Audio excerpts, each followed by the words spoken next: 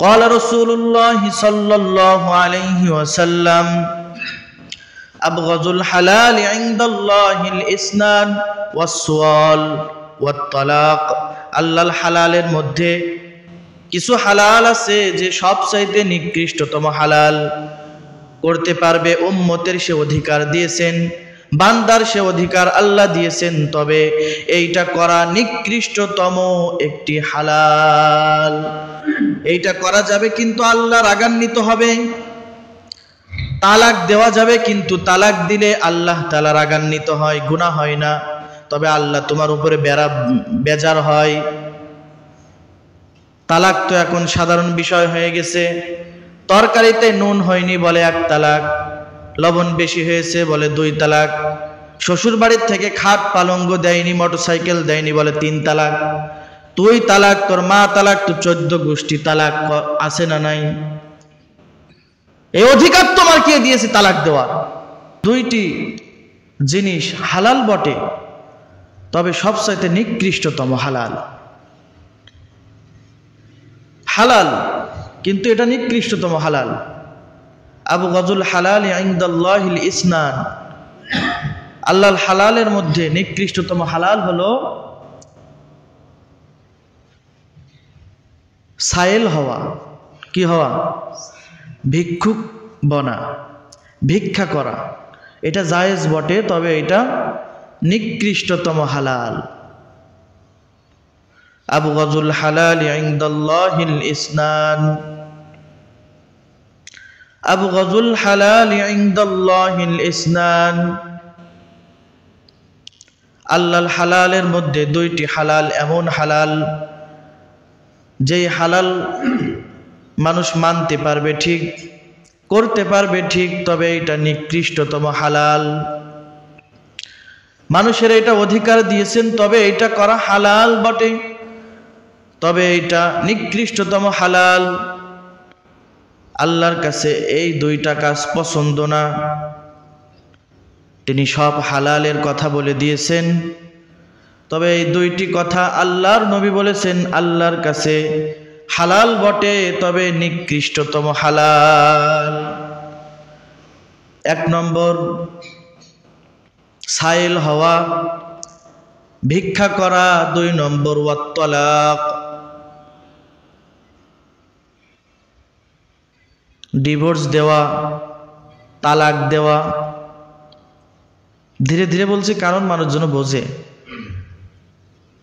করতে পারতাম আমার ভাইয়েরা, আমার বন্ধু, কিন্তু তা না বলে ধীরে ধীরে বলছি, মানুষ যাতে করে বোঝে তাই বলছি, মানুষ যাতে করে মনে রাখতে পারে তাই বলছি।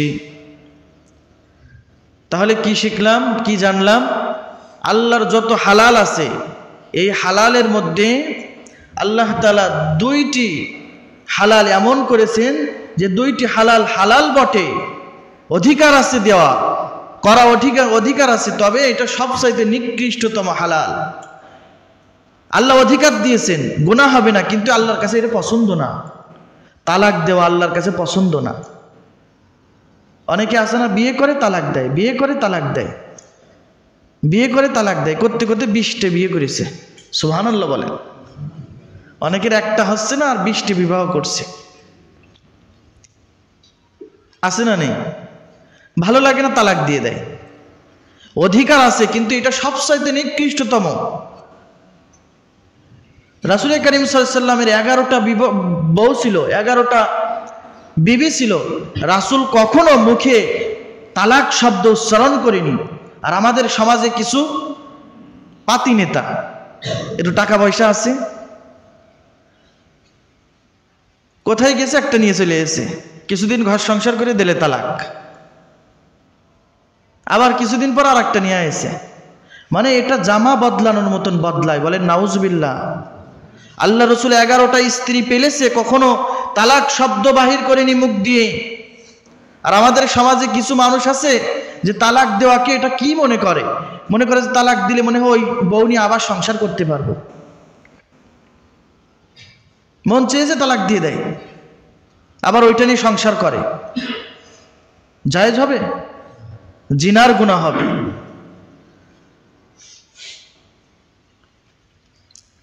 قال رسول الله صلى الله عليه وسلم أبغض الحلال عند الله الإسنان والسؤال والطلاق আল্লাহর হালালের মধ্যে কিছু হালাল আছে যে সবচাইতে নিকৃষ্টতম হালাল। করতে পারবে উম্মতের সে অধিকার দিয়েছেন, বান্দার সে অধিকার আল্লাহ দিয়েছেন, তবে এইটা করা নিকৃষ্টতম একটি হালাল। এইটা করা যাবে কিন্তু আল্লাহ রাগান্বিত হবে।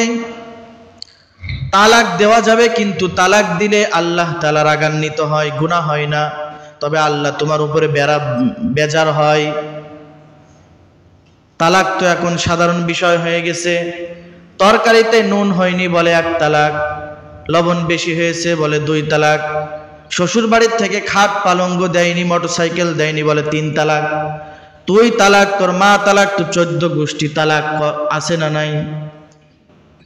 এই অধিকার তোমার কে দিয়েছে তালাক দেওয়ার?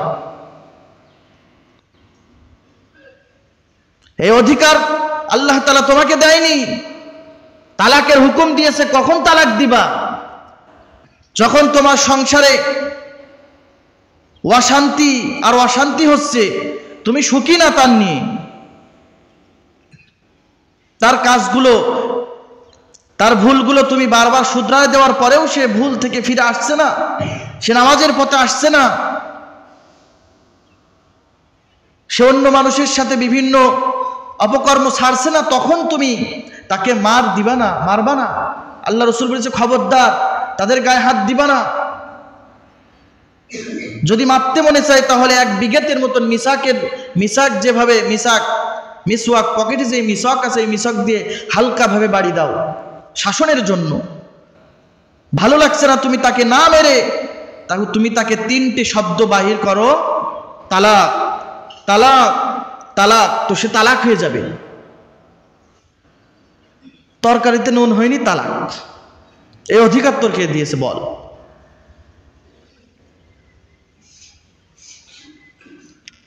লবণ বেশি হয়েছে, তালাক। ওই যে এক লোক শুধু বউকে মারে, অত্যন্ত মারে, সব সময় মারে। তো এখন বউ বুদ্ধি বাহির করলো যে আমার স্বামী আমাকে বারবার মারে, প্রায় দিন মারে, প্রত্যেক ওক্তে ওক্তে মারে। তরকারিতে লবণ কম হইলেও মারে, বেশি হইলেও মারে, ভালো কাজ করলেও মারে, খারাপ কাজ করলেও মারে, আমাকে দেখতেই পারে না। কি করা যায়? আমার স্বামীকে তো এত চেষ্টা করলাম নামাজ পড়ানোর জন্য, সে নামাজ পড়লো না, তাহলে কি করব? পাশের বাড়ি এক বৌমার সাথে, এক ভাবির সাথে কথা বললো যে ভাবি আমার স্বামী তো এমন করে। পাশের বাড়ির স্বামী, সে এই বউ অত্যন্ত সুখী আছে, পরামর্শ করলো যে যাও, আমার স্বামী তো আমাকেও আগে অত্যন্ত মারতো, কিন্তু এখন আর মারে না। এখন লবণ কম হইলেও খায়, লবণ বেশি হইলেও খায়, কোনো কথা বলে না। খাইলে বারবার বলে অত্যন্ত সুন্দর রান্না হয়েছে, এই কথাই বারবার বলে, প্রশংসা করে। তুমিও যদি তোমার জামাইকে, তোমার স্বামীকে এমন বানাইতে চাও, তাহলে তাবলিগে পাঠাও। কিসে পাঠাও? কথা কয় না। 3 দিনের তাবলিগে পাঠাও, চিল্লাই পাঠাও, দেখবা ভালো হয়ে যাবে। জোর জার করে স্ত্রী স্বামীকে বুঝাইলো তাবলিগে যাও, বলে আমার কি সময় আছে নাকি তাবলিগে যাব? আমি গেলে তুই কি করবি? এই কাজগুলো কে করবে? স্ত্রীকে তুই বলা যাবে না। যারা স্ত্রীকে তুই বলে কথা বলে তাদের জ্ঞানের সমস্যা আছে, তাদের আদর্শিক সমস্যা আছে। তুমি বলে বলো, পারলে আপনি বলো। তুই বলে তুই, আর মা বাপ তুলে গালাগালি দেয়। স্ত্রীর মা বাপ তুলে গালি দেওয়ার অধিকার তোমার কে দিয়েছে? এইটাই তো সবচেয়ে বড়, যে তোমার সাথে ঘর সংসার করছে, তার আদরের বাড়ি ছেড়ে, তার মা বাপ ছেড়ে সবকিছু ফেলে তোমাকে আপন করে এখানে এসেছে, আর তুমি তাকে পিটাও, তুমি তাকে মারো। এই অধিকার তোমাকে কে দিয়েছে? খবরদার স্ত্রীর সাথে তুই তুকারি করবে।